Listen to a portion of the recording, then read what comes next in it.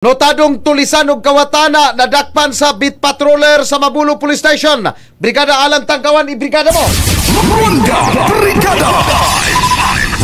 Notadong tulisan og kawatan ang nadakpan sa mga sakop sa Mabulo Police Station nga nagdalag di lisensyadong armas. Nahitabo kini alas 11:25 sa Biyernes sa gabi, Marso 1 tuig 2024 dito sa Salinas Drive dool sa usa ka pawn shop sa Barangay Apas, Dakbayan sa Sugbo. Ang suspitsado gila nga si Jose Abraham Flores, 19 anyos, nga taga Santiago Street, Barangay Camagayan, Dakbayan sa Sugbo.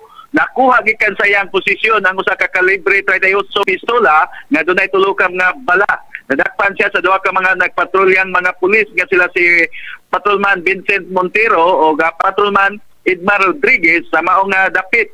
Ang maong lalaki magatubang og kasong Republic Act 10591 ug ana karon sa napriso sa Mabulo Police Station.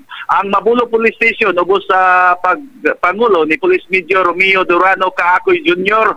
ug Station Commander ubos sa liderato ni Police Colonel Ireneo B. Dalugdog. Ang City Director sa Cebu City Police Office nag-auhag sa publiko nga mo report dayon sa pinakaduol nga estasyonan sa pulisya na ay namatikdan nga mga daotang elemento sa inyong lugar. Matud pa magtinabangay alang sa kahapsay o kalinaw.